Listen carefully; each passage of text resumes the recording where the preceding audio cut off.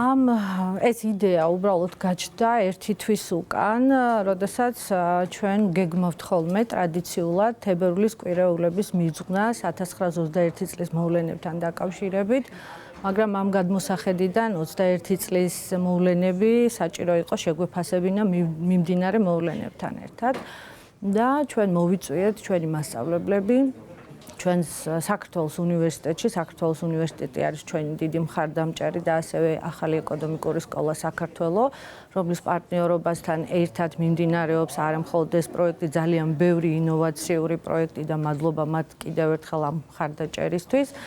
და წარუდგინეთ ჩვენს მასწავლებლებს, ასოციაციაში გაწევრიანებულია სადღაც 70-ზე მეტი კლუბი და ამ კლუბში მასწავლებლებს ვიწვევთ ყოველი ახალი პროექტის პრეზენტაციის მიზნით და შემდეგ მათ მიაქვთ ხოლმე ეს ინფორმაცია მოსწავლეებთან. დავგეგმეთ საკონკურსო წესით, პოსტერების შექმნა მიმდინარე მოვლენებთან დაკავშირებით 1921 წლის მოვლენების გადაკვეთასთან ერთად. უნდა შეექმნათ პოსტერები, ესეები, ვიდეორგოლი, შესაბამისად ჩვენს ღონისძიებაზე გამოვლინდნენ სწორედ ამ მიმართულებით საუკეთესო პოსტერი, საუკეთესო ესეს და საუკეთესო ვიდეორგოლის გადაღებები. ვინები იყვნენ ჩართულები, რის მიხედვით შეირჩნენ მოსწავლეები, სკოლები, ვინც ამ პროექტში მიიღო მონაწილეობა? დიახ. ანუ ჩვენ გვყავს წეღანაც ვახსენეს დაახლოებით 70-ზე მეტი სასკოლო კლუბი ჩვენს ასოციაციაში წევრებად, რომელიც ფარავს არა მხოლოდ საქართველოს თბილისის მასშტაბს, არამედ საქართველოს რეგიონის მასშტაბით სკოლებს. ამ ეტაპზე ვერ მოხერხდა უამინდობიდან გამომდინარე მათი ჩამოყვანა და ჩართვა პირდაპირ შემაჯამებელ ღონისძიებაში, თუმცა იყვნენ ისეთი სკოლები, რომლებმაც რეგიონების მასშტაბით მიიღეს მონაწილეობა. შეირჩა სწორედ ამ კუთხით, ვინც არიან ჩვენი ასოციაციის წევრები, მათ წარმომადგენლებს, მასწავლებლებს და მათივე კლუბის მოსწავლეებს შეუძლიათ მიიღონ ჩვენს პროექტებში მონაწილეობა. რა ტიპის პროექტები და პოსტერები და ვიდეორგოლები წარადგინეს მოსწავლეებმა? რა არის მათი მთავარი სათქმელი ოკუპაციასთან დაკავშირებით? როგორ ხედავს ახალგაზრდა თაობა ამ ყველაფერს? საოცრად მინდა გითხრათ, მე თვითონ სანამ ვარჩევდი ესეებს, ჩვენ შიდა საკონკურსო წესი ჰქონდა, ვინაიდან ბატონ გიორგი ამ ეტაპზე იმყოფებოდა მუხალისეთ, აი ამ უამინდობიდან გამომდინარე, ჩვენ შეუმსუბუქეთ მას ეს რომ არ ეკითხათ ბევრი რაოდენობის ესე, ამიტომ შევარჩიეთ შიგნით და საუკეთესო 10 ესე გადავუგზავნეთ, სადაც მან საბოლოოდ მიიღო გადაწყვეტილება და გეტყვით ჩემს დამოკიდებულებას და ემოციას ამ ესეებთან დაკავშირებით. არასდროს არ ამკანკალებია ხელი, როდესაც ვკითხულობ მოსწავლის დაწერილ ესეს, თხზულებას ან მოთხრობას, ეს იყო განსაკუთრებული ემოციით და განსაკუთრებული ენერგიით დაწერილი ესეები, ასევე როგორც პოსტერები, პოსტერებს თქვენ თვითონ ნახავდით, როგორ გამოიყურებოდა.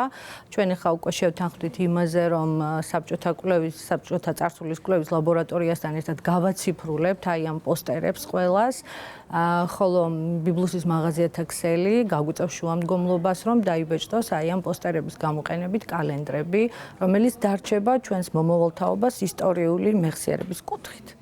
რა თქმა უნდა, ყველა მოსწავლეს აქვს თავისი შეხედულება, მაგრამ მაინც მინდა გკითხოთ მთავარი მოსაზრება მათი 1921 წლის მოვლენებთან დაკავშირებით და 2025 სათაურიც ასე ქვია, ხომ? ღონისძიებას თუ უკავშირებენ დღევანდელ არსებულ სიტუაციას, გასულ პერიოდს და როგორ აღიქვამენ ისინი ოკუპაციას, რას ამბობენ, როგორ უყურებენ ამ ყველაფერს? იცით რა არის, როდესაც ეს მოვლენები დაიწყო, ჩვენ ვიდექით საკმაოდ დიდი გამოწვევის წინაშე, ვინაიდან ჩვენ ვართ მასწავლებლები და ჩვენი ვალია დავიცვათ ჩვენივე მოსწავლეების უსაფრთხოება, დაწყებული ემოციური, დამთავრებული ფიზიკური ნიშნით, უკაცრავად.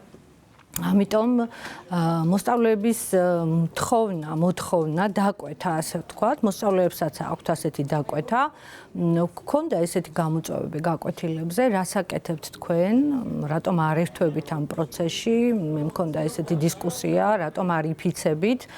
დიახ, კონსტიტუციური უფლებაა ჩვენი გაფიცვა, მაგრამ ჩვენი გაფიცვა ამ შედეგებამდე ვერ მიგვიყვანს, იმ შედეგებამდე ვერ მიგვიყვანს, რაც ჩვენ გვჭირდება, რომ აი ამ დაძაბულ სიტუაციაში, რის წინაშეც ზოგადად მსოფლიო დგას და არა მხოლოდ ჩვენ, მიმდინარეობს იდეოლოგიური ორთაბრძოლები, დაპირისპირებები, გავიყვანოთ სამშვიდობოს ჩვენი მოსწავლეები. ამიტომ ჩვენი ბრძოლა არის საკლასო ოთახი.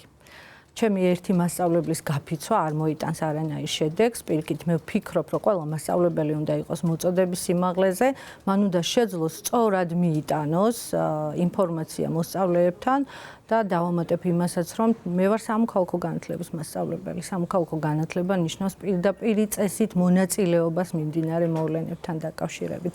მონაწილეობას თემში და ზოგადად ქვეყნის შიგნით და გარეთ არსებულ გამოწვევებთან დაკავშირებით. სწორედ აი აქ დგას, გარეთ ძალიან ხშირად ისმის ხოლმე კითხვა ამასთან დაკავშირებით.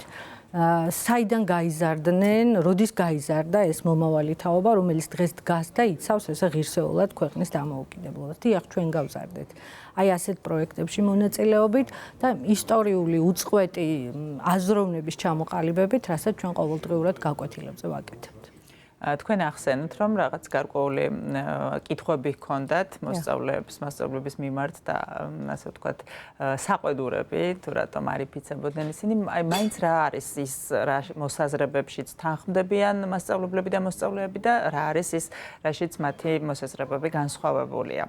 ეს კამათის საგანი მინდა რომ უფრო თაობებს შორის რა არის ის მთავარი რაშიც ვერ თანხმდებიან. იცით რა არის? ისევ როგორც გარეთ სკოლის შიგნითაც სკოლა არის სახელმწიფოში თქვენ წარმოიდგინეთ, ჩვენ ყავს თვითმმართველობა, მოსწავლეებს თავიანთი სამუშაო რგოლი აქვთ, მათ აქვთ თავიანთი მიმდინარე შიდა სასკოლო პროექტები. და შესაბამისად ჩვენ გვაქვს არაერთი საშუალება დაუშვათ დებატების კუთხით, დისკუსიის კუთხით, დისკუსიებს აწყობენ, დებატებს აწყობენ და ჩართულები არიან აი ამ პროცესში, მაგრამ ეს არ ცდება სკოლის კედლებს, ეს უნდა იყოს დაცული, ჩვენ სკოლა გვალდებულებს და გვაკისრებს გარკვეულ და საკმაოდ სერიოზულ პასუხისმგებლობებს ამ ნაწილში და ჩვენ უნდა აღზარდოთ ეს ისეთი მომავალი თაობა, რომელიც ზუსტად სკოლის შიგნით დებატებით, დისკუსიებით გაიჩენს იმ სწორ მიმართულებას აზროვნების თვალსაზრისით, რაც შემდეგ მან უნდა აკეთოს. ძალიან კარგია ჩვენი ეროვნული მიზნები, ეროვნული განათლების მიზნები სწორედ ამაზე არის ორიენტირებული, რომ უნდა აღზარდოთ ღირსეული სამოქალაქო პასუხისმგებლობის მდგომარეობის მქონე ადამიანები და სწორედ აი ამ ყველაფრის შედეგია აი ეს მომავალი თაობა, რომელიც დგას ყოველდღიურად ქუჩაში.